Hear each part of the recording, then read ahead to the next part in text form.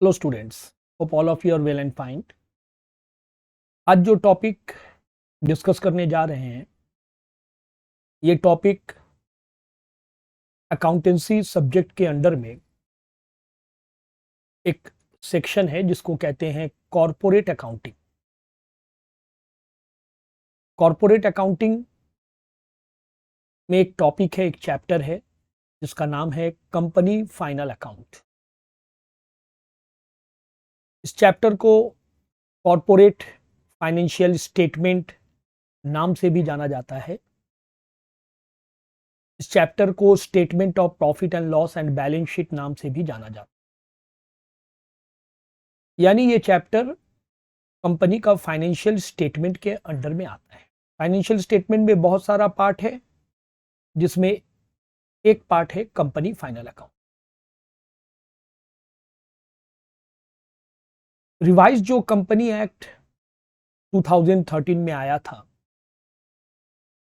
तो सेक्शन 129 में यह बात बोला गया है कि कंपनी को फाइनेंशियल स्टेटमेंट के अंडर में statement of profit and loss and statement of balance sheet prepare करना पड़ेगा, बनाना पड़ेगा, ताकि true and financial position company का पता चले। कंपनी का जो फाइनेंशियल स्टेटमेंट है यानी statement of profit and loss and balance sheet, it reflects the true and fair view of A business, true and fair financial position of A company. एक company का सही मायने में आर्थिक अवस्था कैसा है, उसका इकोनॉमिक कंडीशन कैसा है, उसका फाइनेंशियल पोजीशन कैसा है, ये हम लोग फाइनेंशियल स्टेटमेंट से पता लगा सकते हैं। यानी कंपनी का फाइनल अकाउंट कंपनी का true and fair financial position को रिफ्लेक्ट करता है। बोल सकते हैं कि ये कंपनी का फाइनेंशियल पोजीशन का आईना है, मिरर है। जैसे मिरर के सामने खड़ा होने से हम लोग खुद को देखते हैं, खुद का रिफ्लेक्शन आता है, उसी तरह कंपनी फाइनेंशियल स्टेटमेंट देखने से कंपनी का फाइनेंशियल पोजीशन का रिफ्लेक्शन आता है। मतलब हम लोग कंपनी का फाइनेंशियल पोजीशन कैसा है ये जान सकते हैं। सेक्शन 133 कंपनी एक्ट का बोलता है कि कंपनी फाइनल अकाउंट किस फॉर्म में बनाना है। मतलब statement of profit and loss SPL and statement of balance sheet वो किस फॉर्म में बनाना है, ये सेक्शन 133 में बोला हुआ है। यहां शेड्यूल 3 हम लोग फॉलो करेंगे। पहले शेड्यूल 6 फॉलो होता था, अब शेड्यूल 3 रिवाइज्ड कंपनी एक्ट 2013 आने के बाद शेड्यूल 3 दिया गया। शेड्यूल 3 है क्या? शेड्यूल 3 आपको फॉर्मेट बताएगा कि किस फॉर्मेट में statement of profit and loss and statement of balance sheet बनाना है। यानी हम लोग अभी जो कंपनी फाइनल अकाउंट बनाने जा रहे हैं शेड्यूल 3 को फॉलो करेंगे। शेड्यूल 3 में दो पार्ट है, पार्ट 1 एंड पार्ट 2।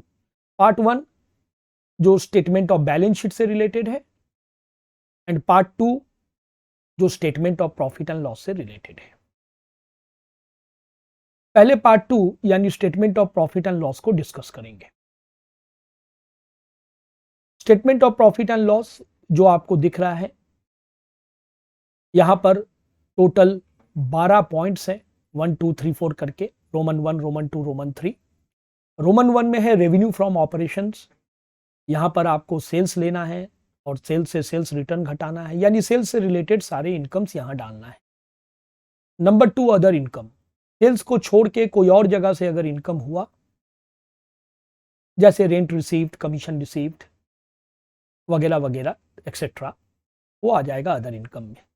यानी सेल से रिलेटेड जो इनकम होगा वो रेवेन्यू फ्रॉम ऑपरेशन में आएगा, उसके अलावा कोई और इनकम होगा तो वो अदर इनकम में आएगा। 1 और 2 को ऐड करेंगे तो टोटल रेवेन्यू आ जाएगा। नंबर 4 में आता है एक्सपेंसेस। टोटल 7 टाइप का एक्सपेंसेस यहां रखा गया है। Cost of material consumed, purchase of stock in trade, change in inventory, employees benefit expenses. इसमें एम्प्लॉयज से रिलेटेड सारे खर्च को लेंगे, वेजेस, सैलरी वगैरह वगैरह। फाइनेंस कॉस्ट इसमें लेंगे इंटरेस्ट रिलेटेड सारा खर्च, जितना इंटरेस्ट हम लोग पेमेंट करते हैं, जैसे लोन लिए थे उसका इंटरेस्ट दे रहे हैं, डिबेंचर इशू किया था कंपनी तो उसका इंटरेस्ट दे रहा है, डिप्रीशिएशन एंड एमोटाइजेशन सारा इसी में आएगा। अदर एक्सपेंसेस बाकी सारा खर्च जो ऊपर का ये 6 में नहीं आएगा वो इसमें आ जाएगा। ये सातों खर्च को हम लोग जोड़ेंगे तो क्या आ जाएगा, टोटल एक्सपेंसेस। नंबर 3 में क्या आया था, total revenue, revenue means income. Number 4 में टोटल एक्सपेंसेस जो आया, टोटल रेवेन्यू से टोटल एक्सपेंसेस को माइनस करेंगे, यानी 3 से 4 को माइनस करेंगे तो इनकम से एक्सपेंस माइनस करेंगे तो आपको प्रॉफिट पता चलेगा। नंबर 5 में क्या पता चलेगा, profit before exceptional and extraordinary item and tax. 3 minus 4, 3 का ये जो टोटल है और 4 का टोटल ये जो है, इस टोटल से इस टोटल को माइनस करेंगे तो प्रॉफिट बिफोर टैक्स पता चल जाएगा। नंबर 6 में exceptional item, exceptional item minus करेंगे, 5 से 6 का पैसा को माइनस करेंगे। नंबर 7 में आ जाएगा profit before extra ordinary item and tax. 5 से 6 माइनस किए तो 7 आ गया, profit before extra ordinary item and tax. Number 8 में आएगा extra ordinary item, extra ordinary item का पैसा माइनस करेंगे, 7 से 8 को माइनस करेंगे, 7 से 8 को माइनस करेंगे तो 9 आएगा, प्रॉफिट बिफोर टैक्स, पीबीटी। यहां से टैक्स एक्सपेंसेस माइनस करेंगे, करने से आ जाएगा नंबर 9, प्रॉफिट आफ्टर टैक्स। ये जो प्रॉफिट आफ्टर टैक्स आया यही है आपका final profit.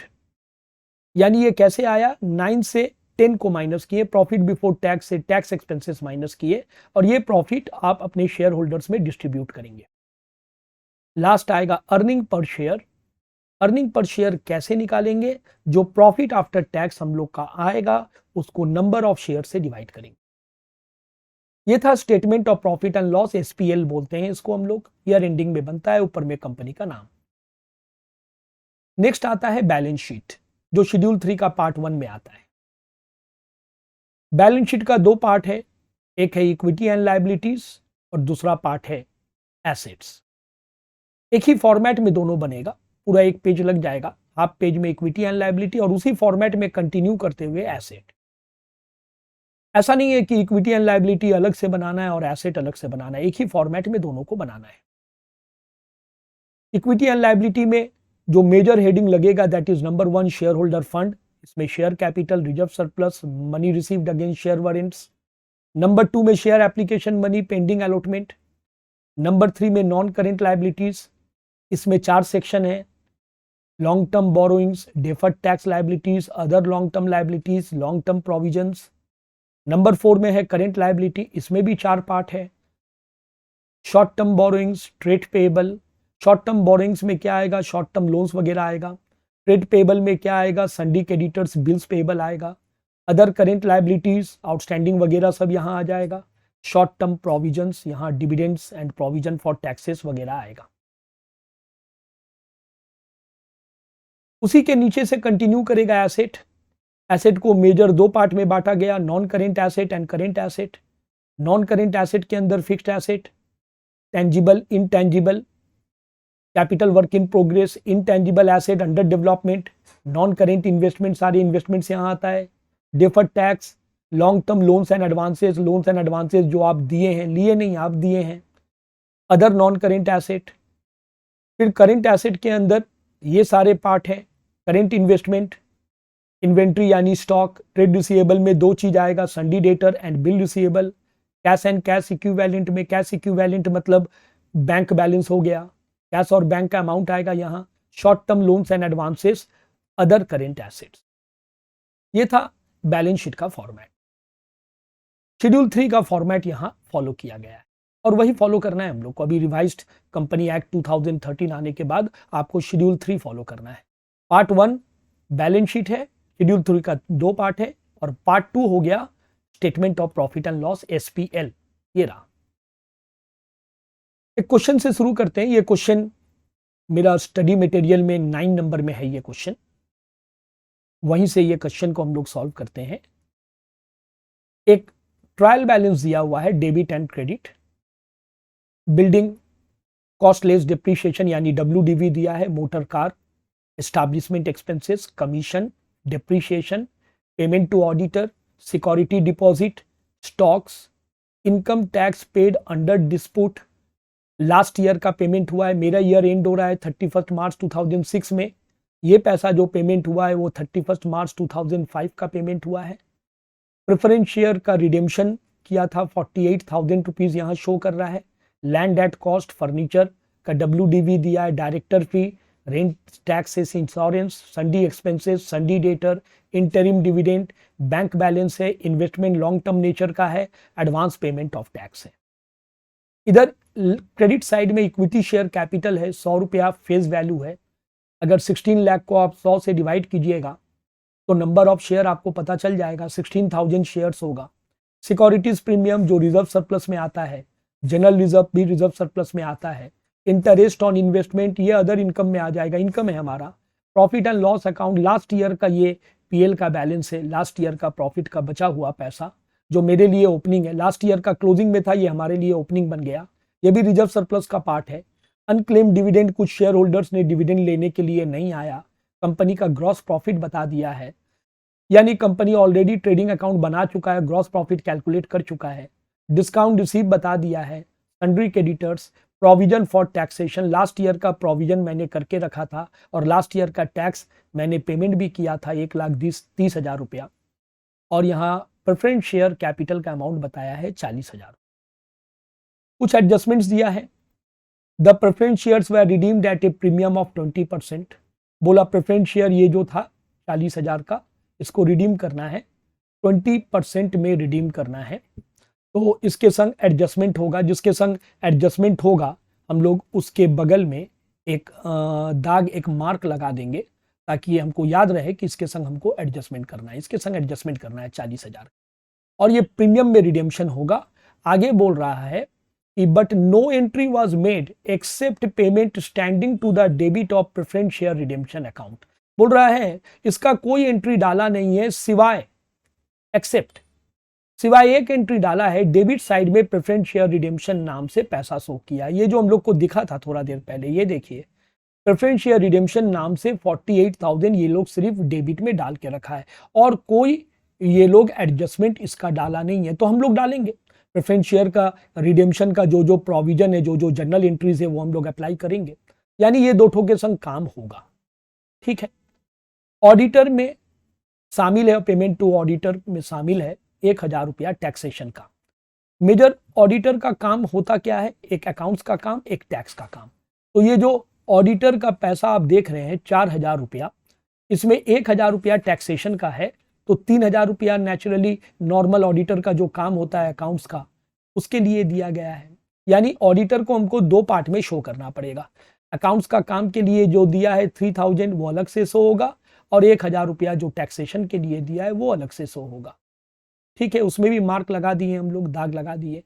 Market price of investment बता रहा है 2,80,000 रुपया। ये जो अपना इन्वेस्टमेंट का अमाउंट था 3 लाख रुपया, बोल रहा है मार्केट वैल्यू अभी उसका चल रहा है, मार्केट वैल्यू कितना चल रहा है 2,80,000 रुपया। ये मार्केट वैल्यू का काम क्या है, जस्ट शो कर देना है और कोई काम नहीं है इसका। इनकम टैक्स प्रोविजन 45%, ये हुआ करेंट ईयर का इनकम टैक्स का प्रोविजन। तो इनकम टैक्स का प्रोविजन आप करते हैं किस पे, आप करते हैं income tax provision current year का प्रॉफिट पे करते हैं।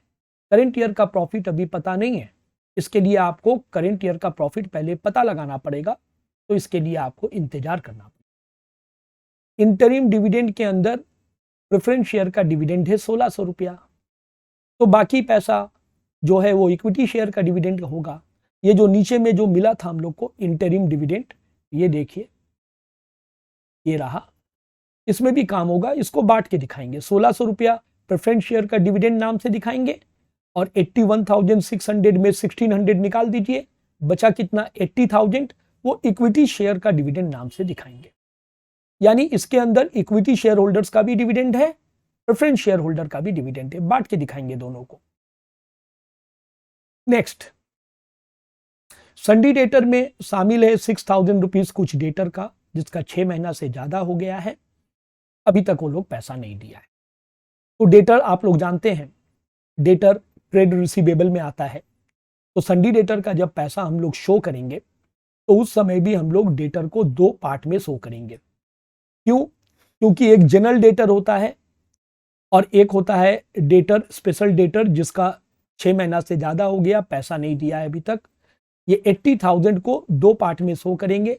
6 महीना से ज्यादा हो गया, ऐसा डेटर कितने हैं? 6,000 रुपया। तो बाकी का डेटर कितने हैं? 80,000 से 6,000 माइनस कर लीजिए। 74,000 का डेटर ऐसा है जो अभी भी 6 महीना हुआ नहीं है, जनरल डेटर उसको हम लोग बोलते हैं। तो डेटर को भी 2 पार्ट में हम लोग को शो करना है। नेक्स्ट, डायरेक्टर ने रिकमेंड किया है डिविडेंड देगा 5 रुपया एक एक शेयर के लिए। हमारा शेयर कितना था? यहां से पता चला था, शेयर कैपिटल से नंबर ऑफ शेयर पता चलता है। 16,000 शेयर्स था हमारा। कैसे? 16 लाख रुपया को फेस वैल्यू से डिवाइड कीजिए, 16,000 शेयर्स था और एक एक शेयर के लिए कंपनी 5 रुपया डिविडेंड देगा। ठीक है। नेक्स्ट, डिप्रिसिएशन 15,000 रुपया बिल्डिंग का, 10,000 रुपया फर्नीचर का और 35,000 रुपया मोटर कार का। तीनों को अगर आप ऐड करते हैं, 15,000 प्लस 10,000 25,000 प्लस 35,000, यानी तीनों को ऐड करके आ रहा है 60,000 depreciation. Depreciation already trial balance के अंदर था, ये देखिए 60,000 रुपीज, बस उसका सेपरेशन दे दिया, यानी उसके अंदर क्या क्या चीज का डिप्रिसिएशन है ये बता दिया है। तो जब डिप्रिसिएशन हम लोग शो करेंगे 60,000, तो 3 पार्ट में बांट के शो करेंगे। कौन सा 3 पार्ट? 15,000 बिल्डिंग का, 10,000 रुपया फर्नीचर का, 35,000 रुपया मोटर कार का। यानी ये भी कोई एडजस्टमेंट नहीं है, बस इंफॉर्मेशन दिया आपको कि डिप्रिसिएशन के अंदर क्या क्या चीज का डिप्रिसिएशन है।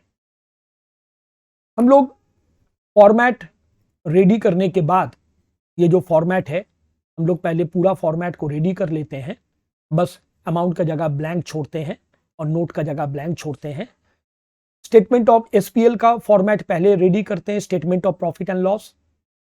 उसके बाद हम लोग बैलेंस शीट का फॉर्मेट रेडी करते हैं। उसके बाद हम लोग कुछ वर्किंग्स पहले से रेडी कर लेते हैं। ऐसा मैं अपना सारे स्टूडेंट्स को बोलता हूं, इससे क्या होता है कि सम्स बनाने में आसान होता है, जल्दी जल्दी सम्स बन जाता है। तो वर्किंग्स में हम लोग क्या क्या वर्किंग्स करते हैं? पहले एसपीएल यानी statement of profit and loss का वर्किंग करते हैं, notes to profit and loss. Working number 1, revenue from operation. इसमें सेल्स वगैरह, सेल्स से रिलेटेड आइटम डालते हैं। Other income, purchase of stock in trade, change in inventory, इसमें स्टॉक आता है। कुछ आए ना है, मेरा ये सजेशन है कि आप लोग पहले ये सारा फॉर्मेट रेडी कर लीजिए। ये आता है ठीक है, नहीं आता है नील डाल के क्लोज कर देंगे। उसके बाद employ benefit, finance cost, depreciation, amortization. उसके बाद अदर एक्सपेंसेस। अदर एक्सपेंसेस में जगह हमेशा ज्यादा लगता है, थोड़ा ज्यादा जगह रखा कीजिएगा। उसके बाद टैक्स एक्सपेंसेस, ये हर क्वेश्चन में नहीं लगता है, बट इस क्वेश्चन में है, फिर भी लगे ना लगे आप बना के रख दीजिए, वो ज्यादा अच्छा रहेगा। नहीं रहेगा नील लिख देंगे, क्या प्रॉब्लम है। उसके बाद बैलेंस शीट का वर्किंग शुरू करेंगे, वहीं से कंटिन्यू कर देंगे, या आप बाद में भी बना सकते हैं, बैलेंस शीट बनाने के बाद भी बना सकते हैं। 9 तक गया आपका स्टेटमेंट ऑफ एसपीएल का working, statement of profit and loss का वर्किंग। 10 से स्टार्ट हो गया balance sheet, notes to balance sheet. 10 number working बनाएंगे शेयर कैपिटल का। हर वर्किंग के नीचे हम लोग 3-4 लाइन जगह रखेंगे, बस अदर एक्सपेंसेस में ज्यादा जगह रखेंगे, 7-8 लाइन जगह रखेंगे। रिजर्व सरप्लस में बहुत ज्यादा जगह लगता है, सबसे ज्यादा लगभग 12 से 15 लाइन लग जाता है। 11 नंबर वर्किंग्स जो हमारा बनेगा वो रिजर्व एंड सरप्लस का, काफी जगह रखेंगे नीचे में। 12 नंबर वर्किंग्स होगा हमारा long term borrowings, 13 number short term borrowings, 14 number trade payable. ये सब में ज्यादा जगह नहीं लगता है, 2-3 लाइन जगह रखना है, पहले ये पूरा रेडी कर लेना है। 15 number other current liability, 16 number short term provision, 17 number tangible fixed asset. Tangible fixed asset में 4-5 आइटम आता है। उसके बाद intangible fixed asset, non current investment, inventory. Inventory में आप लोग जानते हैं स्टॉक्स वगैरह आता है। उसके बाद ट्रेड रिसीवेबल, जिसमें डेटर बिल रिसीवेबल आता है, cash and cash equivalent, short term loans and advances. ये हमारा टोटल फॉर्मेट सबसे पहले हम लोग ये रेडी कर लिए। ये हमेशा हम लोग करेंगे, जब भी कंपनी फाइनल अकाउंट हम लोग बनाएंगे पहले हम लोग ये सारा चीज को तैयार कर लेंगे। चलिए अब हम लोग सम्स में एक एक करके आइटम बैठाएंगे। बिल्डिंग, बिल्डिंग 7 लाख रुपीस, हम डेबिट साइड से शुरू कर रहे हैं, जरूरी नहीं आप क्रेडिट साइड से भी शुरू कर सकते हैं। Building 7 lakh rupees, motor car 35,000 rupees. ये दोनों क्या है? दोनों टेंजिबल फिक्स्ड एसेट है, तो ये दोनों टेंजिबल फिक्स्ड एसेट में बैठेगा। टेंजिबल फिक्स्ड एसेट का वर्किंग मैंने 17 नंबर में बनाया है। बिल्डिंग का अमाउंट, मोटर कार का अमाउंट। ट्रायल बैलेंस का आइटम एक बार बैठता है, जहां भी बैठेगा। नेक्स्ट, थोड़ा सा स्पीड में कर रहे हैं वरना वीडियो थोड़ा लेंदी हो जाएगा, इसलिए एस्टैब्लिशमेंट एक्सपेंसेस, कमीशन, ये दोनों खर्च है, ये अदर एक्सपेंसेस में आता है। अदर एक्सपेंसेस नाम का वर्किंग्स हम लोगों ने बनाया था, workings number 8। Establishment expenses, commission, ये दोनों खर्च है, नॉर्मल खर्च है। Next, depreciation 60,000। डिप्रीशिएशन याद कीजिए इसके अंदर क्या क्या चीज का डिप्रीशिएशन था, यहां पॉइंट नंबर 8 में बता दिया था। ये कोई एडजस्टमेंट नहीं है, ये जस्ट इंफॉर्मेशन दे रहा है। यानी हम जब 60,000 डालेंगे तो ये तीनों में बांट के अलग अलग दिखा लेंगे, मतलब क्या क्या चीज का डिप्रीशिएशन है सबका अलग अलग शो करेंगे। डिप्रीशिएशन का वर्किंग हम लोगों ने किया था 7 नंबर में। ये रहा बिल्डिंग का डिप्रीशिएशन, फर्नीचर का, मोटर कार का, तीनों का डिप्रीशिएशन हम लोग अलग अलग शो कर दिए। ये कोई एडजस्टमेंट नहीं था, जस्ट इंफॉर्मेशन दिया था कि ये 60,000 के अंदर क्या क्या चीज का पैसा है। Payment to auditor, same, auditor को 4,000 दिए थे। यहां पर पॉइंट नंबर 2 में बताया था कि उसके अंदर 1,000 रुपया टैक्स का काम के लिए दिए हैं।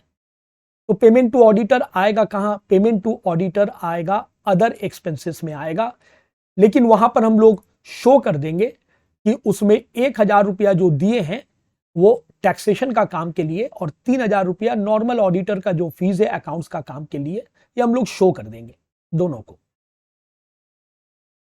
नेक्स्ट, इसके बाद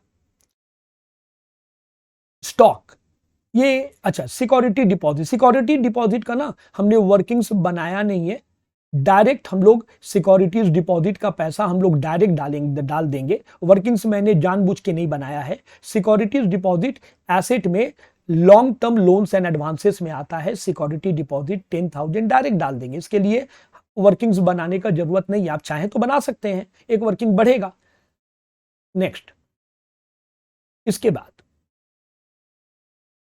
स्टॉक, कौन सा स्टॉक है नहीं बता रहा है, ओपनिंग या क्लोजिंग। अगर ग्रॉस प्रॉफिट दिया हुआ है क्वेश्चन में ट्रायल बैलेंस के अंदर तो it is a closing stock. कहां जाएगा? इन्वेंट्री में जाएगा। हम लोग बैलेंस शीट का जो वर्किंग बनाए थे लास्ट की तरफ हम लोगों ने इन्वेंट्री नाम का एक वर्किंग बनाया था, ये रहा देखिए 20 नंबर। यहां आ जाएगा क्लोजिंग स्टॉक का पैसा, ये देखिए closing stock of finished goods 3,53,000 rupees inventory के अंडर में आएगा क्लोजिंग स्टॉक का पैसा। एक बार फिर मैं दिखा दूं आपको, ये देखिए 3,53,000 रुपीज।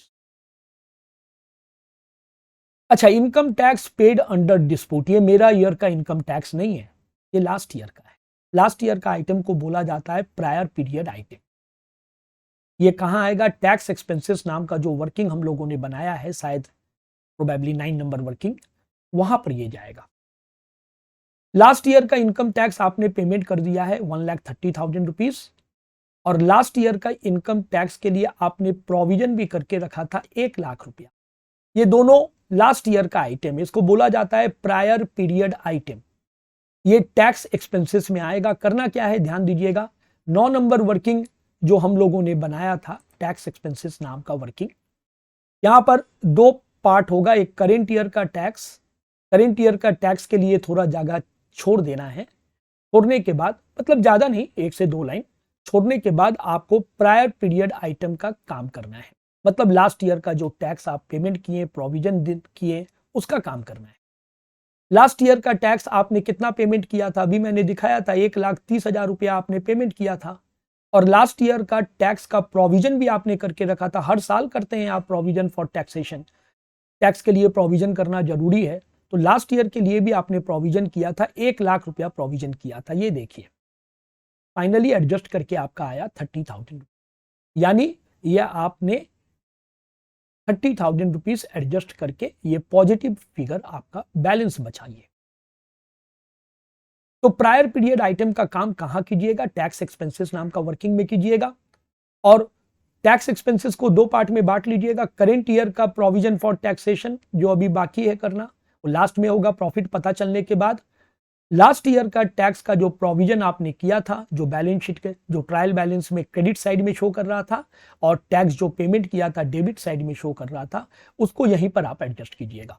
ट्रायल बैलेंस का आइटम एक बार बैठता है, यहां बैठा दिए, एक बार काम हो गया। एक बार देख लीजिए फिर से, ये देखिए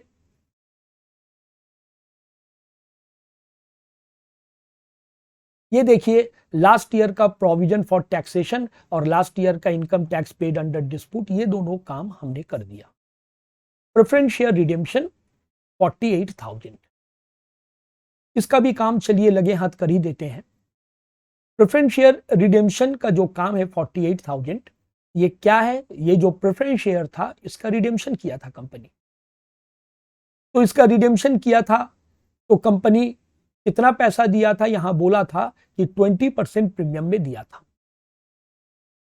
40,000 रुपीज प्रेफरेंस शेयर कैपिटल का पैसा है, इसको कंपनी रिडेम्पशन किया, पैसा लौटा दिया, 20% प्रीमियम के साथ लौटाया। तो पहले एक कैलकुलेशन आप समझ लीजिए जरा, ये आप प्रेफरेंस शेयर चैप्टर में किए हैं रिडेम्पशन ऑफ प्रेफरेंस शेयर। तो आपको रिडेम्पशन जो करना है, रिडेम्पशन ऑफ प्रेफरेंस शेयर्स, आपको रिडेम्पशन कितना करना है, आपको फेस वैल्यू देना है। फेस वैल्यू आपको 40,000 देना है। प्रेफरेंस शेयर का पैसा था 40,000। आपको प्रीमियम भी देना है उन लोग को, आपने प्रीमियम देने का डिसाइड किया है, premium on redemption, premium on redemption. अच्छा, प्रीमियम कितना देना है, 20%। 40,000 का 20% हो गया 8,000 रुपीज, ये प्रीमियम आपको देना है। फेस वैल्यू देना है 40,000। हम लोग प्रेफरेंस शेयर चैप्टर में पढ़े थे, redemption of preference share chapter में, प्रीमियम का पैसा जो हम लोग जुगाड़ करते थे, एक्युमुलेट करते थे, प्रीमियम का पैसा हम लोग एग्जिस्टिंग जो हमारा पहले से सिक्योरिटीज प्रीमियम है वहां से पहले हम ट्राई करेंगे, वहां से मिलता है कि नहीं वो हम देखेंगे। सिक्योरिटीज प्रीमियम का पैसा हम जो 8,000 रुपया हमको जो देना है रिडेम्पशन के टाइम, रिडेम्पशन मतलब आप पैसा लौटा रहे हैं, कितना लौटा रहे हैं, 40,000 प्लस 8,000। तो प्रीमियम का पैसा आप कहां से लेकर दीजिएगा, आपको प्रीमियम का पैसा जुगाड़ना है, कहां से जुगाड़ना है, आपको सिक्योरिटीज प्रीमियम से पहले ट्राई करना है। ये देखिए 40,000 रुपया था, तो आराम से 8,000 रुपया तो हमको मिल ही जाएगा यहाँ पर। तो सिक्योरिटीज प्रीमियम में मैंने एक मार्क लगा के रखा, 8,000 रुपया मैं यहां से लूंगा।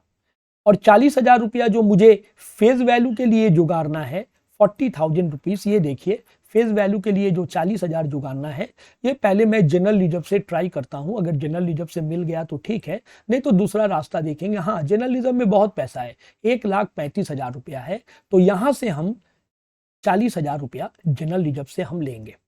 तो मेरा दो पैसा जुगाड़ हो गया। प्रीमियम जितना मुझे देना है रिडेम्पशन के वक्त 8,000 रुपया, वो मैं एग्जिस्टिंग सिक्योरिटी प्रीमियम से लूंगा। और फेस वैल्यू का जो मुझे पैसा देना है 40,000 रुपया, वो मैं जनरल रिजर्व से लूंगा। हम लोगों ने पढ़ा था कि कंपनी एक्ट में प्रेफरेंस शेयर रिडेम्पशन से रिलेटेड जो प्रोविजन था, तो उसमें क्या बोला था कि अगर आप फेस वैल्यू का पैसा, ये जो 40,000 रुपया फेस वैल्यू का पैसा है, ये पैसा अगर आप अपना एग्जिस्टिंग रिजर्व एंड सरप्लस से ले रहे हैं, आप कहां से ले रहे हैं, आप जनरल रिजर्व से ले रहे हैं, तो संग संग आपको एक नया रिजर्व बनाना पड़ता था, कैपिटल रिडेम्पशन रिजर्व। तो इस बात का हम लोग ध्यान रखेंगे। वो लोग क्या किया, ये सब कुछ नहीं किया है, बस 48,000 नाम से वो लोग डेबिट करके रखा है, रिडेम्पशन ऑफ प्रेफरेंस शेयर या प्रेफरेंस शेयर रिडेम्पशन नाम से डेबिट करके रखा है। बट हम लोग तो ऐसा नहीं कर सकते हैं, हम लोग को तो सारा एडजस्टमेंट डालना पड़ेगा। ओके फाइन, हम लोग डालेंगे। सवाल में लौटते हैं। प्रेफरेंस शेयर रिडेम्पशन 48,000 हम लोग डालेंगे, ध्यान रखिएगा ये बात। लैंड कहां आता है, लैंड आता है टेंजिबल फिक्स्ड एसेट में आता है। दो फिक्स्ड एसेट डाले थे, लैंड का पैसा भी डाल दीजिए। ऊपर डालना पड़ेगा, जरूरी नहीं है, आप कहीं भी डाल सकते हैं। नेक्स्ट, इसके बाद लैंड के बाद है फर्नीचर। फर्नीचर कहां आएगा, वहीं आएगा, टेंजिबल फिक्स्ड एसेट में फर्नीचर का भी पैसा आएगा, ये रहा फर्नीचर का पैसा 20,000 रुपया टेंजिबल ट्रायल बैलेंस का पैसा एक बार बैठता है। नेक्स्ट, इसके बाद डायरेक्टर फी 2,000 रुपया। डायरेक्टर फी कहां आता है? एम्प्लॉय बेनिफिट एक्सपेंसेस के अंडर में डायरेक्टर फी का पैसा आता है। Employ benefit expenses, employ benefit expenses नाम का वर्किंग हम लोगों ने बनाया था, वहीं पर हम लोग डायरेक्टर फीस का पैसा डाल देंगे। यहां पर डायरेक्टर फीस का पैसा छूट गया है, ठीक है, हम इसको करेक्शन कर देते हैं। डायरेक्टर फीस का पैसा हम लोग एम्प्लॉय बेनिफिट एक्सपेंसेस के अंडर में डाल देंगे। शायद ये लोग, हाँ, ये लोग अदर एक्सपेंसेस में डाल दिया है। अच्छा ठीक है, कोई बात नहीं, बट अदर एक्सपेंसेस में मत डाला कीजिए आप इसको। डायरेक्टर फी का पैसा आप एम्प्लॉय बेनिफिट एक्सपेंसेस के अंदर में डाला कीजिए। अभी मैं इसको चेंज नहीं कर रहा हूं क्योंकि तब मुझे बहुत सारा चीज चेंज करना पड़ेगा। मतलब मुझे यहाँ पर टोटल चेंज करना पड़ेगा। आप इतना बात याद रखिए कि अदर डायरेक्टर फीस को अदर एक्सपेंसेस के अंडर में मत डालिए, आप उसको एम्प्लॉय बेनिफिट के अंडर में डालिए। चलिए हम उसको चेंज नहीं करते हैं, चेंज करेंगे तो अभी बहुत सारा चीज फिर मुझे चेंज करना पड़ेगा। ठीक है, आगे सुनिए फिर। नेक्स्ट, अगला आइटम हम लोग कहां तक कर लिए? हम लोग कर लिए, हाँ, यहां तक हो गया, डायरेक्टर फी तक हो गया। Rent, taxes, insurance, sundry expenses, ये सब अदर एक्सपेंसेस का पार्ट है, अदर एक्सपेंसेस में जाता है। ये देखिए डायरेक्टर फी आप तो यहां डालें, अभी हम बताएं, बट इसको आप आगे से कहां डाला कीजिए? आगे से आप इसको एम्प्लॉय बेनिफिट में डाला कीजिए। ये रहा रेंट, ये रहा सन्ड्री एक्सपेंस, सब अदर एक्सपेंसेस में आता है। नेक्स्ट, इसके बाद इंटरिम डिविडेंड। ये जो इंटरिम डिविडेंड है, अच्छा नहीं, संडी डेटर है। संडी डेटर में 6,000 का डेटर ऐसा था जिसका 6 महीना से ज्यादा हो गया, बाकी है, तो बाकी रहा 74,000 का डेटर। कैसे? 80,000 में 6,000 माइनस कर दीजिए, वो जनरल डेटर है। डेटर कहां दिखाते हैं हम लोग? ट्रेड रिसीवेबल में दिखाते हैं। तो चलिए ट्रेड रिसीवेबल वाला वर्किंग में जाते हैं, वहां पर डेटर को हम लोग दो पार्ट में शो करेंगे, 60,000 रुपया, 76,000 और 6,000। कैसे शो करेंगे ध्यान दीजिए थोड़ा, हम यहां पर शो करके दिखा रहे हैं। आप due for more than 6 month, more than 6 months. और अब पीछे से लिखते हैं, जगह छोटा पड़ रहा है। Due for more than 6 months, more than 6 months. कितना था वो? 6,000 रुपया था। और अदर डेटर में आ गया, अदर्स में आ गया, क्या आ गया? 80,000 माइनस 6,000 यानी 74,000, और ये दोनों मिलाकर आपका हो गया 80,000। ऐसे शो करेंगे डेटर। 80,000 को बांट के दिखा देंगे, कितना कितना है, इनर कॉलम में बांट के दिखा देंगे।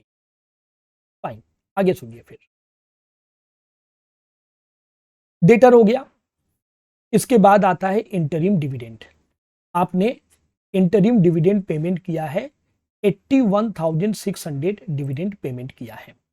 अच्छा, इसमें ना 1600 बोल दिया था कि प्रेफरेंस शेयर वाले का डिविडेंड है 1600 रुपया, तो 81,600 में 1600 माइनस कर दीजिए, कितना बच रहा है? 80,000, वो इक्विटी शेयर वाले का डिविडेंड है।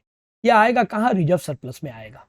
अच्छा, रिजर्व सरप्लस में सिक्योरिटीज प्रीमियम, जनरल रिजर्व, ये सब का जगह थोड़ा छोड़ दीजिएगा। सिक्योरिटी प्रीमियम के लिए 2 लाइन, जनरल रिजर्व के लिए 2 लाइन, और 1 लाइन एक्स्ट्रा भी छोड़ दीजिएगा। छोड़ने के बाद वहीं पर कंटिन्यू कीजिएगा। मेरा एक पेज में तो हो नहीं रहा है, मैं नेक्स्ट पेज में जा रहा हूं, उसी में कंटिन्यू। रिजर्व सरप्लस में सबसे ज्यादा जगह लगेगा, तो उसी रिजर्व सरप्लस में आप कंटिन्यू कीजिएगा। पहले सिक्योरिटी प्रीमियम का जगह छोड़िएगा 2 लाइन, जनरल रिजर्व का 2 से 3 लाइन जगह छोड़िएगा। उसके बाद वही वाला कंटिन्यू कर रहा है। Profit and loss account balance, last year का पैसा आप पहले बैठा लीजिएगा। कहां से मिलेगा ये पैसा? ये आपको ट्रायल बैलेंस के अंदर से मिल जाएगा। हम लोग पढ़े थे, मिला भी था हम लोग को। ये देखिए, लास्ट ईयर का प्रॉफिट एंड लॉस का पैसा था 1,10,000। लास्ट ईयर का अमाउंट आप पहले डाल लीजिएगा, लेकिन पहले सिक्योरिटी प्रीमियम, जनरल रिजर्व का जगह छोड़ के फिर आप उसको डालिएगा। लास्ट ईयर का प्रॉफिट का पैसा ये रहा, यहां 1 से 2 लाइन छोड़ के लेस एप्रोप्रिएशन, एप्रोप्रिएशन में डिविडेंड का पैसा आएगा। इंटरिम डिविडेंड में 1600 रुपया हुआ प्रेफरेंस शेयर का डिविडेंड, बाकी इक्विटी शेयर का डिविडेंड कितना हुआ 81,600 से 1600 आप निकाल दीजिए तो बच रहा है 80,000। तो 81,600 को इस तरह से बांट के दिखाएं, कहां, कौन सा वर्किंग्स में, रिजर्व एंड सरप्लस का वर्किंग्स में दिखाएं हम। नेक्स्ट अगला आइटम, ये हो गया interim. Cash and bank, cash and bank आप लोग जानते हैं कैश एंड कैश इक्विवेलेंट में आता है 2,57,000 लास्ट की तरफ आता है, ये रहा 2,57,000 कैश एंड कैश इक्विवेलेंट में आता है। नेक्स्ट इसके बाद हो गया इन्वेस्टमेंट। इन्वेस्टमेंट नाम का तो हेडिंग ही है, लॉन्ग टर्म इन्वेस्टमेंट 3 लाख। बस याद रखिएगा यहां पर ये वाला ब्रैकेट में शो कर देना है नीचे कि उसका मार्केट वैल्यू चल रहा है 2,80,000। ये कोई एडजस्टमेंट नहीं है, ये जस्ट इंफॉर्मेशन है। इन्वेस्टमेंट का एक हेडिंग होता है, नॉन करेंट इन्वेस्टमेंट नाम से हम लोग एक हेडिंग करके रखे हैं। इन्वेस्टमेंट का जो भी है पैसा वो हम लोग उसी में डालेंगे, बस हम लोग नीचे में शो कर देंगे कि मार्केट वैल्यू है इसका 2,80,000 रुपया। तो नॉन करेंट इन्वेस्टमेंट में इन्वेस्टमेंट का बुक वैल्यू आएगा, ट्रायल बैलेंस में जो वैल्यू देता है उसको बुक वैल्यू कहते हैं। मतलब ये जो पैसा दिया हुआ है ट्रायल बैलेंस में, this is book value 3 lakh रुपया, और इंफॉर्मेशन में बता दिया है उसका मार्केट रेट अभी चल रहा है 2,80,000। तो ये आपको डिस्क्लोजर है, मतलब सिर्फ शो करना है और कुछ नहीं करना है, बस ब्रैकेट में शो कर देना है इसका मार्केट वैल्यू क्या चल रहा है। ठीक, नेक्स्ट इसके बाद advance payment of tax. Advance payment of tax यानी आप एडवांस में पेमेंट किए तो एक तरह का प्रीपेड है। ये कहां आएगा, ये short term loans and advances के अंडर में आता है। Advance payment of tax last working, ये देखिए एडवांस पेमेंट ऑफ टैक्स 2,65,000। ये आपका डेबिट साइड पूरा कंप्लीट हो गया, डेबिट साइड पूरा कंप्लीट, ये देखिए पूरा कंप्लीट।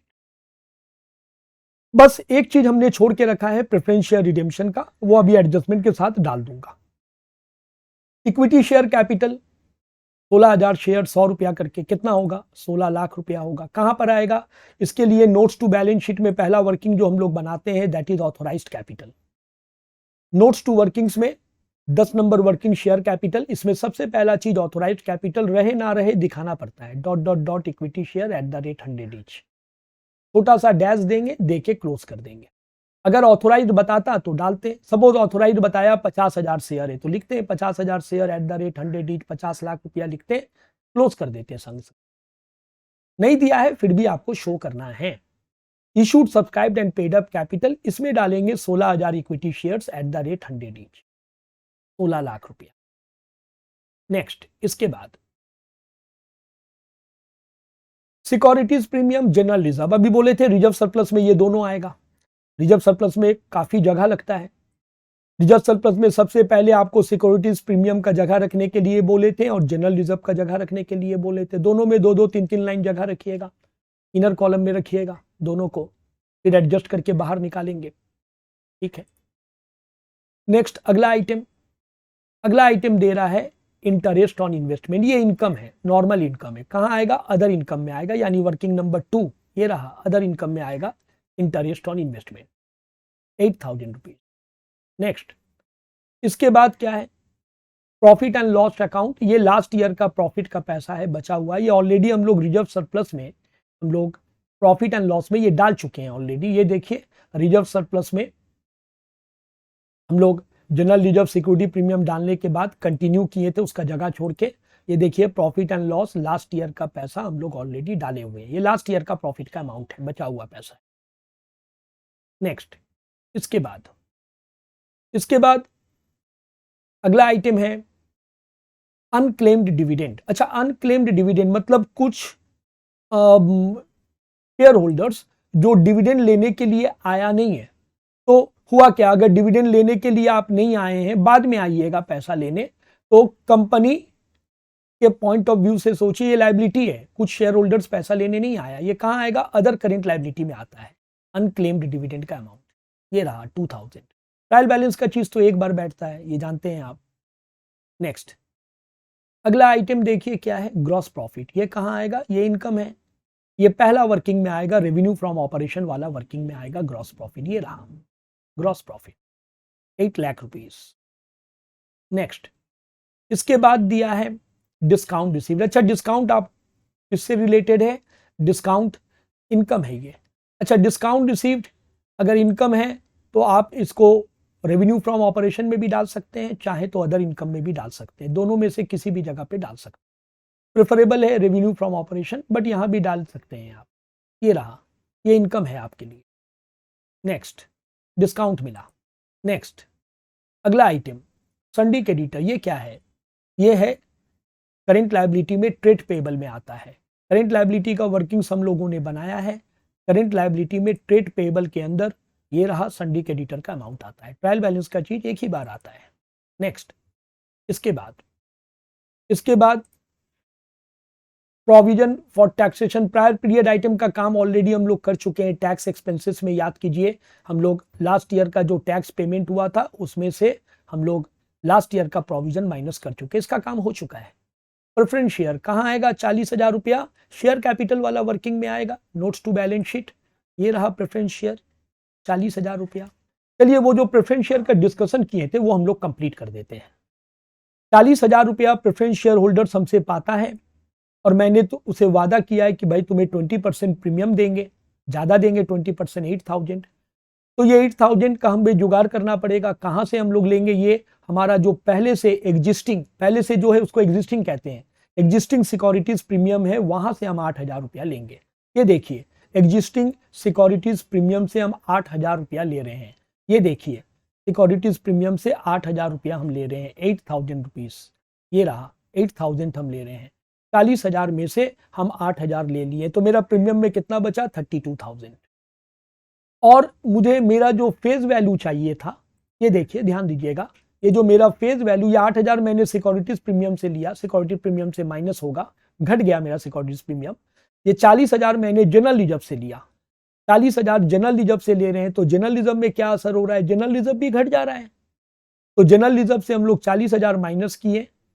और आपने प्रेफरेंस शेयर चैप्टर में पढ़ा था कि कंपनी एक्ट में क्या प्रोविजन है कि अगर आप फेज वैल्यू का पैसा एग्जिस्टिंग रिजर्व सरप्लस से लेते हैं, फेज वैल्यू जितना आपको देना था, तो आपको नया रिजर्व बनाना पड़ेगा जिसका नाम है कैपिटल रिडेम्पशन रिजर्व। जितना रुपया आप लीजिएगा एग्जिस्टिंग रिजर्व से रिडेम्पशन के टाइम, पैसा लौटाने के टाइम, उतना रुपया का आपको एक नया रिजर्व बनाना पड़ेगा, कैपिटल रिडेम्पशन रिजर्व। तो ध्यान दीजिए, हमने जनरल रिजर्व से फेज वैल्यू के लिए 40,000 रुपया लिया, मुझे संग संग 40,000 का एक नया रिजर्व बनाना पड़ा। ये रहा, नया रिजर्व बन गया।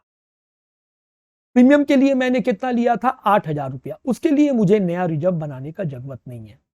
याद होगा ट्रायल बैलेंस में एक 48,000 दिया था, जो हमने नहीं डाला था उस समय, 48,000। ये देखिए, मैं दिखा दूं एक बार, ट्रायल बैलेंस में ये 48,000 दिया था, वो मैंने छोड़ के रखा था। अब वो पैसा हमने डाल दिया। कहाँ डाल दिया? अच्छा से समझ लीजिए, आपने वो पैसा रिजर्व एंड सरप्लस में डाल दिया। 40,000 और ये जो 8,000, 48,000 का काम हो गया।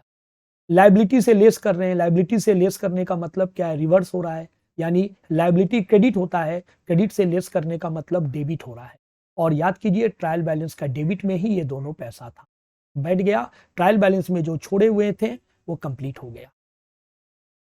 तो रिजर्व मेरा चला गया 40,000 का, संग संग नया रिजर्व बना 40,000 का, 8,000 का मेरा प्रीमियम चला गया।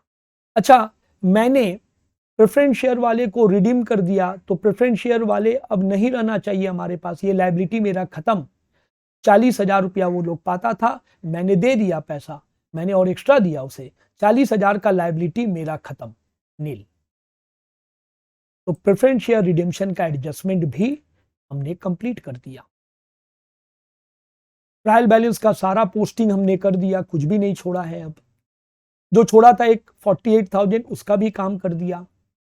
एक नंबर एडजस्टमेंट हो गया, 2 हो गया, 3 हो गया, 4 बाकी है, क्योंकि अभी आपको प्रॉफिट पता लगाना है।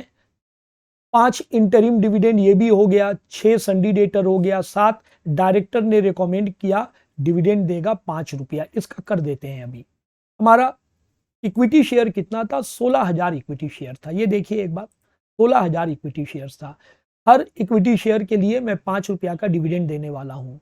यानी हर एक आदमी को 5 रुपया का डिविडेंड मिलेगा हर एक शेयर के लिए। तो 16,000 शेयर के लिए कितना देंगे, 16,000 इंटू 5, 16,000 शेयर्स का 16,000 इंटू 5 करके देखिए 80,000 रुपीज आएगा। 80,000 रुपीज मुझे डिविडेंड देना है। प्रॉफिट में मेरा क्या असर होगा, मेरा प्रॉफिट कम हो जाएगा। तो मैंने अप्रोप्रिएशन में 2 डिविडेंड ऑलरेडी माइनस किया था, ये दोनों ट्रायल बैलेंस में था। अब तीसरा डिविडेंड जो मैं प्रपोज किया हूं देने वाला हूं वो भी माइनस कर रहा हूं। प्रॉफिट से क्यों माइनस हो रहा है, डिविडेंड प्रॉफिट से पेमेंट होता है, माइनस क्यों हो रहा है, प्रॉफिट घट रहा है। ये रहा 80,000 रुपया। ये जो 80,000 रुपया हम डिविडेंड पेमेंट करेंगे ये एडजस्टमेंट में था, इसको 2 बार डालना पड़ेगा।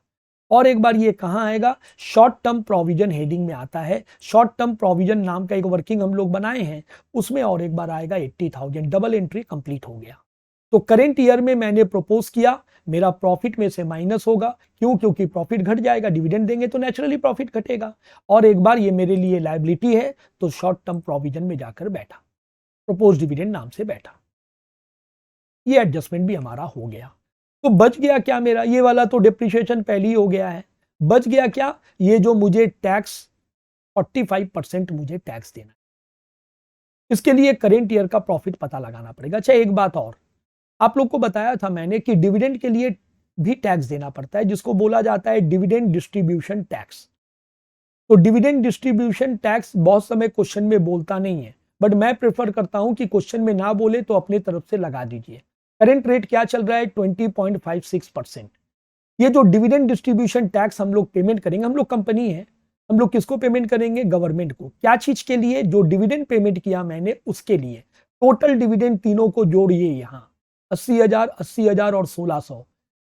इंटरिम डिविडेंड, प्रोपोज डिविडेंड सब मिलाकर 1,61,600 आ रहा है।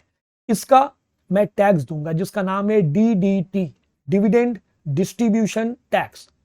80, 80 एंड 1600, 1,61,600 का मैं 20.56% करेंट रेट जो चल रहा है उतना मैं टैक्स दूंगा। तो प्रॉफिट में क्या असर होगा, प्रॉफिट कम हो जाएगा। ये देखिए प्रॉफिट में से माइनस हो रहा है 20.56%, क्योंकि इतना आएगा।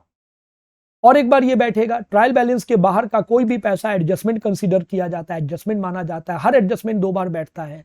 ये और एक बार कहां बैठेगा, ये और एक बार जाके फिर से वही जहां पर प्रपोज डिविडेंड बैठा था, शॉर्ट टर्म प्रोविजन में डिविडेंड डिस्ट्रीब्यूशन टैक्स। ये रहा 33,225। चलिए अब हम लोग को करेंट ईयर का प्रोविजन फॉर टैक्सेशन वाला एडजस्टमेंट करना है। उसके लिए हमको करेंट ईयर का प्रॉफिट पता चलना चाहिए। तो हम लोग प्रॉफिट एंड लॉस का सारा वर्किंग को पहले क्लोज करेंगे। प्रॉफिट एंड लॉस का सारा वर्किंग मतलब 9 वर्किंग था, वो 9 वर्किंग अब हम लोग क्लोज करेंगे। वर्किंग नंबर 1 क्लोज कर रहे हैं। टोटल आ रहा है 8,05,000। क्लोज कर दीजिएगा। इंटरेस्ट ऑन इन्वेस्टमेंट भी क्लोज हो गया। परचेज नहीं है, नील। इन्वेंट्रीज नहीं है, नील। जो जो नहीं है उसमें नील डाल के क्लोज कर देना है। ये रहा। और डिप्रिशिएशन का पहले ही मैंने क्लोज कर दिया था, ठीक है कोई बात नहीं, अब बाद में भी कर सकते हैं। नेक्स्ट अदर एक्सपेंसेस को भी क्लोज कर देंगे। हो गया। 9 नंबर में क्या चल रहा है, टैक्स एक्सपेंसेस चल रहा है। टैक्स एक्सपेंसेस का भी करेंट ईयर का टैक्स बाकी है, तो उसको छोड़ के 8 वर्किंग्स हमने क्लोज कर दिया और हमें पैसा डालना है। ये देखिए revenue from operation working number 1 में था। नोट नंबर 1 मैं यहां अभी बैठा देता हूं, नोट नंबर 1, और ये था नोट नंबर 2। मैं एक बार फिर से दिखा दूं। नोट नंबर 1 में ये देखिए अमाउंट 8,05,000, नोट नंबर 2 में 8,000 मैंने दोनों को डाल दिया। नोट नंबर 3, 4 में कोई अमाउंट नहीं है। अब इसके बाद सीधा डिप्रिशिएशन का अमाउंट है जो मैंने क्लोज करके 60,000 लाया था। नोट नंबर 7 में ये पैसा भी जाके मैं SPL में डाल दूंगा, statement of profit and loss में मैं ये पैसा भी डाल दूंगा SPL के अंडर में। ये रहा 60,000 रुपीज। बाकी सब ब्लैंक रहेगा, परचेज नहीं है, फाइनेंस कॉस्ट नहीं है, बाकी सब ब्लैंक रहेगा। ये हो गया मेरा नोट नंबर 7। जो डायरेक्टर फी मैंने डाला था अदर एक्सपेंसेस में, अगर मैं उसको एम्प्लॉय बेनिफिट में डालता तो वो यहां आता पैसा, आंसर सेम आएगा, वो मैटर नहीं करता है। अदर एक्सपेंसेस का नोट था note number 8, note number 8 other expenses. ये रहा 3,32,000। फिर से एक बार दिखा दूं आपको, 3,32,000 अदर एक्सपेंसेस का था, नोट नंबर 8। अब सारा अमाउंट को हम लोग ऐड करेंगे। सारा अमाउंट को मतलब कौन सा सारा अमाउंट, ये दोनों को ऐड करेंगे, नोट नंबर 1 एंड 2 ये दोनों ऐड करके आ गया टोटल रेवेन्यू 8,13,000। ये दोनों को भी ऐड करेंगे, दो ही तो एक्सपेंसेस था 3,92,000। अब टोटल रेवेन्यू से टोटल एक्सपेंसेस को माइनस करेंगे, 8,13,000 से 3,92,000 को माइनस करेंगे तो हमारा प्रॉफिट बिफोर टैक्स आ जाएगा 4,21,000।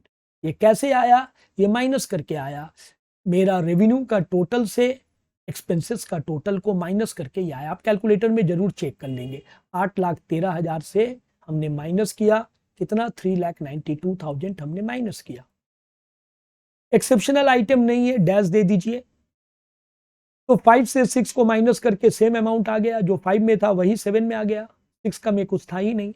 एक्स्ट्रा ऑर्डिनरी भी नहीं है, डैश लगा दीजिए, यानी 7 में जो आया 8 में नहीं है तो 9 में भी वही आ गया। 4,21,000 रुपया मेरा प्रॉफिट बिफोर टैक्स। अब मुझे इससे प्रोविजन करना है, इसके लिए ये मेरा करेंट ईयर का प्रॉफिट है बिफोर टैक्स, अभी तक टैक्स का प्रोविजन किए नहीं है, 45% टैक्स का प्रोविजन करना है। ये काम कहां होगा, ये काम होगा टैक्स एक्सपेंसेस में होगा।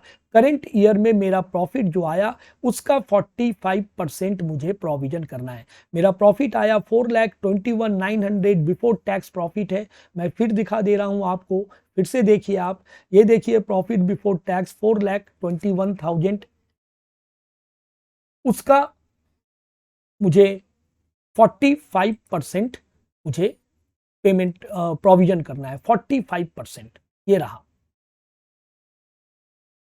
45%, 4,21,000 का 45% मुझे टैक्स देना है।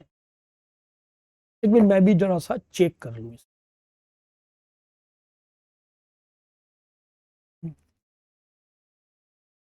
4,21,000 का 45% कितना आ रहा है, 1,89,450। सही है, यहाँ पर एक मिस्टेक हुआ है, रुकिए इसको दे जरा, यहाँ पर 900 गलती से टाइप हो गए, कोई बात नहीं, ये रहा, ठीक है। तो करेंट ईयर का मेरा 45% प्रोविजन आया, 1,89,450। अब ये पैसा और एक बार बैठेगा, हर एडजस्टमेंट 2 बार बैठता है, और एक बार कहां बैठेगा, ये शॉर्ट टर्म प्रोविजन में बैठेगा। अभी शॉर्ट टर्म प्रोविजन का वर्किंग्स हम लोगों ने किया था। शॉर्ट टर्म प्रोविजन में हमारा ऑलरेडी ये 2 आइटम था, propose dividend and dividend distribution tax. अब तीसरा आइटम आ गया provision for taxation, her adjustment 2 बार बैठ। चलिए अब टैक्स एक्सपेंसेस वाला वर्किंग को भी हम लोग क्लोज कर देते हैं, ये दोनों को ऐड कर देंगे, ऐड करके ये अमाउंट आया 2,19,450। ये पैसा कहां बैठेगा, एसपीएल के अंदर बैठेगा, statement of profit and loss के अंदर बैठेगा।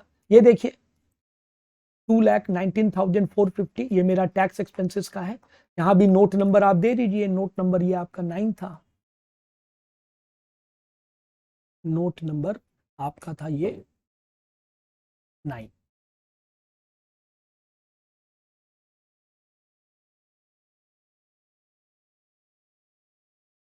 ये नोट नंबर 9, यस।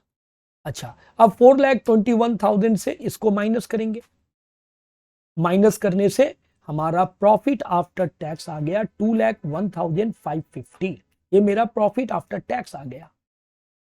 अच्छा, अब मुझे अर्निंग पर शेयर निकालना है, तो अर्निंग पर शेयर कैसे आएगा, ध्यान दीजिए, इसको नंबर ऑफ शेयर से डिवाइड करना है, यानी आपने जो प्रॉफिट किया है उसको नंबर ऑफ शेयर से डिवाइड करना है।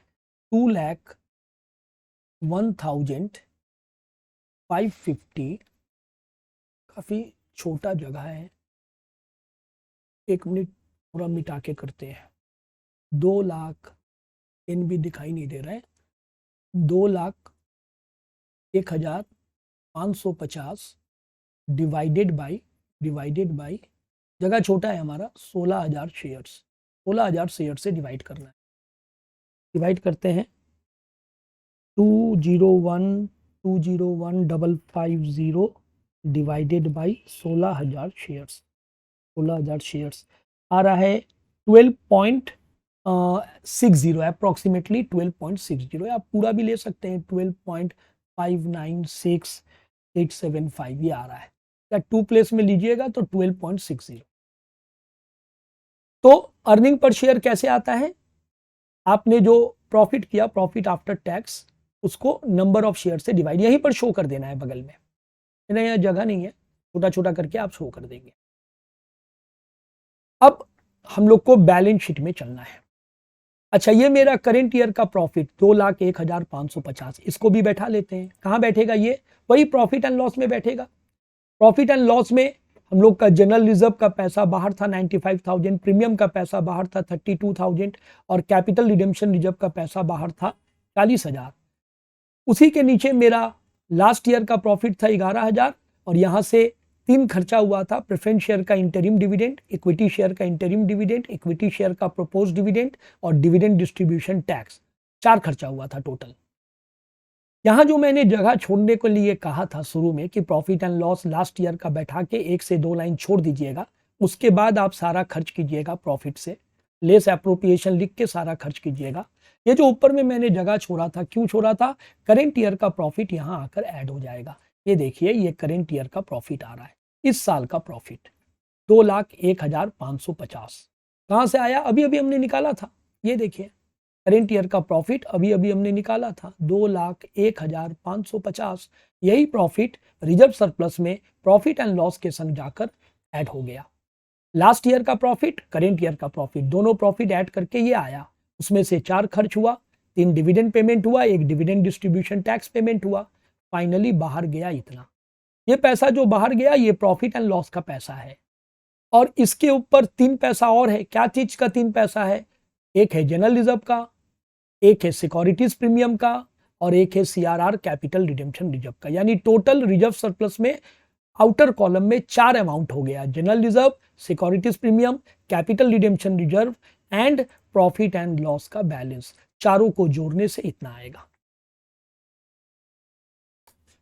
अब बैलेंस शीट सारा क्लोज करेंगे हम लोग, बैलेंस शीट का जितना वर्किंग से सारा क्लोज करेंगे। बैलेंस शीट का वर्किंग्स नंबर 10 से शुरू हुआ था।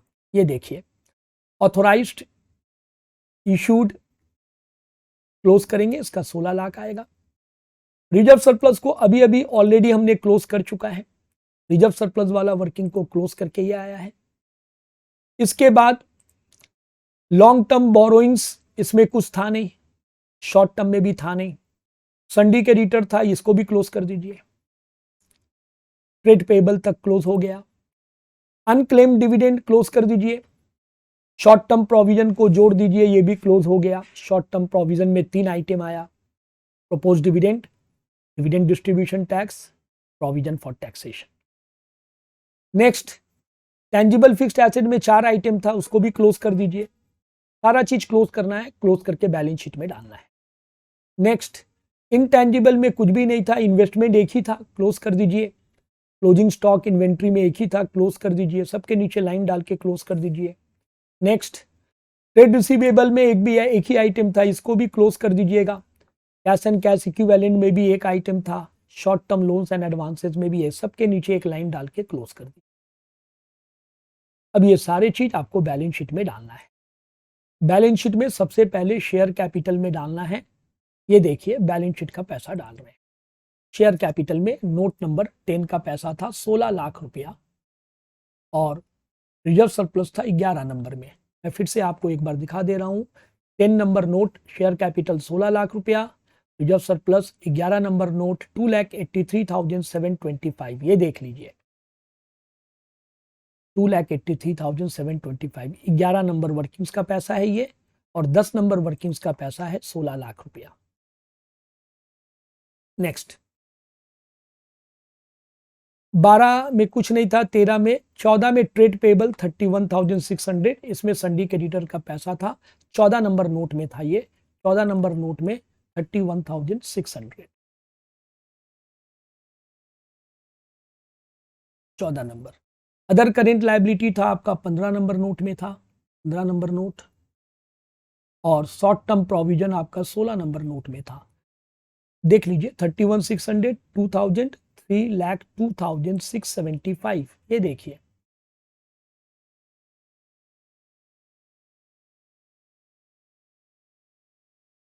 31,600 14 नंबर नोट में था, 2,000 रुपया 15 नंबर नोट में अदर करेंट लाइबिलिटी, 16 नंबर में था 3,02,675।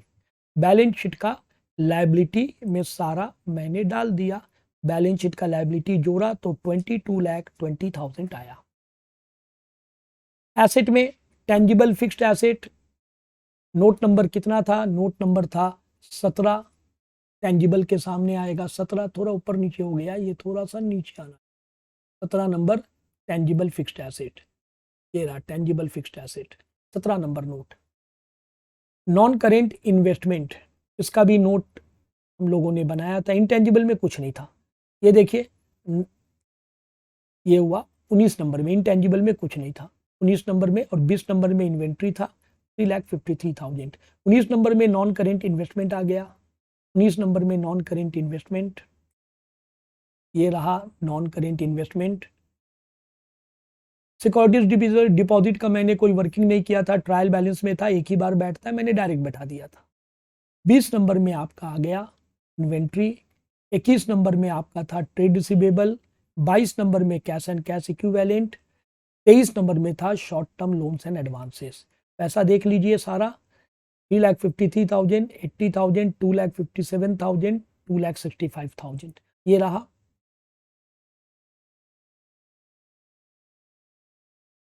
$3,53,000, 80,000, 2,57,000, 2,65,000। बैलेंस शीट में सारा आइटम आप बैठा दीजिए, बैलेंस शीट को मैच कीजिए, एसेट साइड भी मैच कर जाए। एक जीरो ज़्यादा आ गया है, वो थोड़ा कम करना पड़ेगा, ये रहा एक जीरो ज़्यादा आ गया, बैलेंस शीट मैच कर गया। Thank you student.